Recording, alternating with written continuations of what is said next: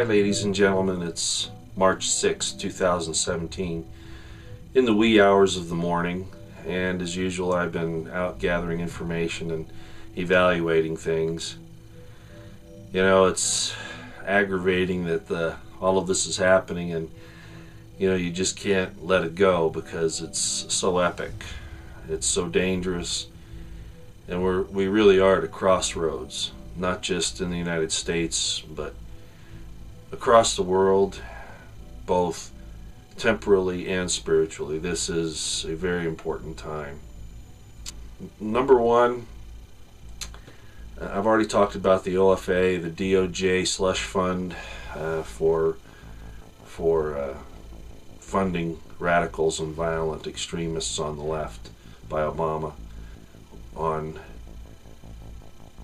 the Fannie Mae, Freddie Mac accounts by Obama, basically to take the money to shore up Obamacare, and of course the entire OFA, Organization for Action, that Obama has basically put into play, and the entire deep state support of him behind that. He's not doing this in a vacuum. I think everybody should understand that. He uses plausible deniability to say that he's not responsible for any of these things, like the wiretapping that they basically talked about with General Flynn early on. Now they're all saying, no, we never wiretapped anybody.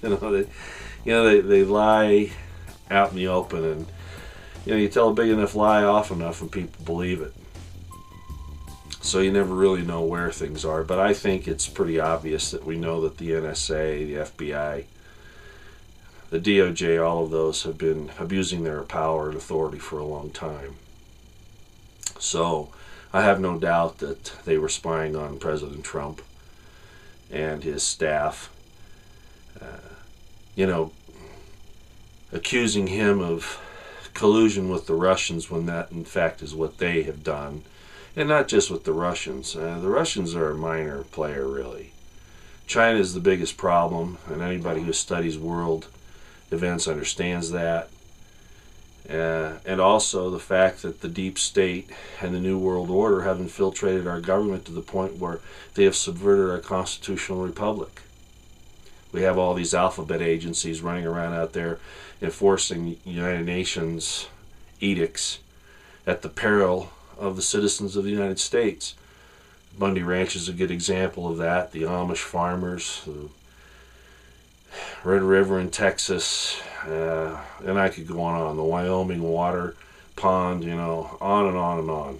There are just so many of these restrictions on business that are really nothing more than the deep state, big corporate people shutting down their competition, all under color of law. Regulation is not law, but it's treated as such. Anyway, as you can see, I start drawing too much into this. The bottom line is that we've seen some really terrible things the last few days. Number one, Comey coming out and basically throwing his boss, President Trump, under the bus, saying that the DOJ shouldn't look into these claims of wiretapping. Comey has proven himself to be untrustworthy. He was apparently a financial officer of some sort at HSBC. If you don't know much about HSBC, they laundered a lot of money. His brother is, and I'm not saying his brother is a criminal, but I'm saying that there's a conflict of interest here in investigating Clinton, because his brother's name is Peter Comey, apparently. And this came out in Breitbart like 2 years ago, and then we're making an issue of it again now. Peter Comey is an accountant for the Clinton Foundation, of the whole Clinton scandal. So there are all of these intricate connections. Of course, the Clintons actually are the ones that put Lynch on the track that she got on. So we have all these difficulties going on, and Comey coming out and saying that he objects because what Trump has done is accusing the FBI of criminal conduct.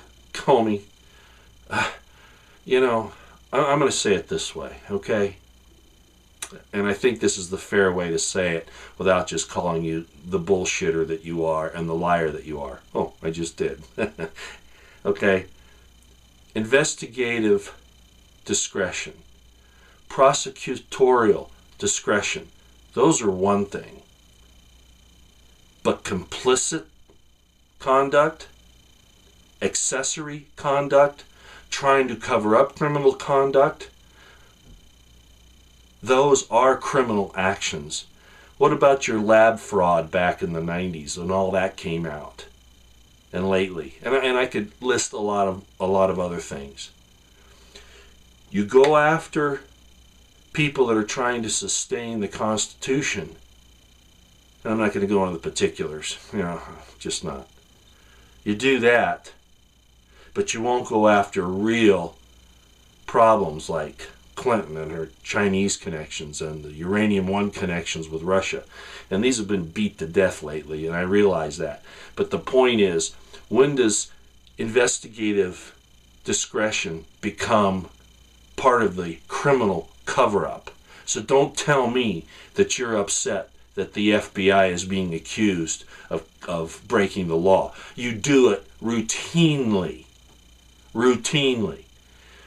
And I forget his name, but the friend of Zarnov who you executed in Florida. How convenient was that? Oh, he drew a weapon or whatever. Yeah, really, really. I was a police officer and a military police officer and other things for a long time. And really, you got into an interrogation and a suspect was able to threaten you with deadly force. Really? You're that incompetent, that unprofessional? Yeah, come on. That lie and that cover-up doesn't impress me at all, and it just proves more culpability on the part of the criminals in the FBI. So that's the first thing I wanted to say. Comey is complicit. He is a criminal. It's real obvious, and I'm just going to say it. They're helping to create crimes. They give. Look at the World Trade Center bombings in the 90s, in the basement. Not 2001, the 90s thing, where the FBI gave the guy the explosives. And there have been so many other things. I had one jerk, and I'm going to call him that on my, I forget where it was, but he says, oh, this is all PSYOP, the government does this, and it's legitimate intelligence operations, law enforcement operations. No, it isn't. Not when you know you're going to hurt innocent people. No, then you're violating your oath of office. Okay, so that's the first thing, Comey. Second is Lynch. And I brought this up on Twitter. Back in the beginning of the Iraq War,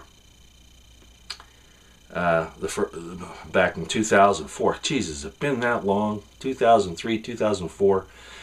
You remember the Iraqi information minister, al-Sahaf?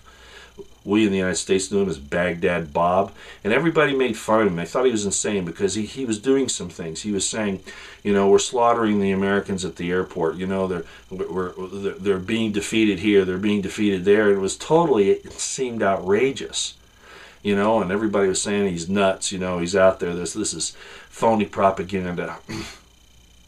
No, it wasn't. There's a circular reasoning that Middle Easterners do that Americans don't understand because we have linear thought. That's not the case in the Middle East. Like I said, I've studied these things for a long time. It was my job, okay? Now, here's something that's interesting, okay?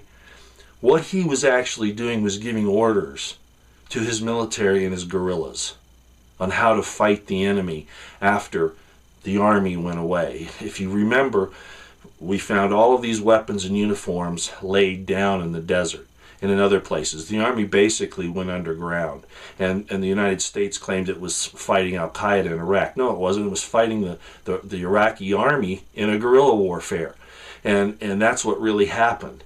And al-Sa'af, who everybody laughed at, including the analysts and the intelligence people and the strategic people in the Pentagon, thought that he was just insane. They didn't understand this.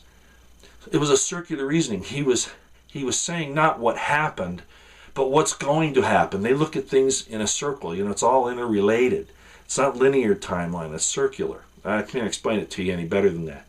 Well, Lynch is doing the same thing, and this shows her ties to the Middle East, along with Obama, Valerie Jarrett, and all that. She probably got this explanation on how to do this from Valerie Jarrett. Her circular reasoning in this video she put out about calling for more demonstrations in the streets and standing up, and that blood will have to be let up because that's what our she's invoking the founding fathers and the Constitution, trying to throw it down. That's typical sociopathic Saul Alinsky behavior, tied in with Middle Eastern Islamic ISIS, actually, circular thought.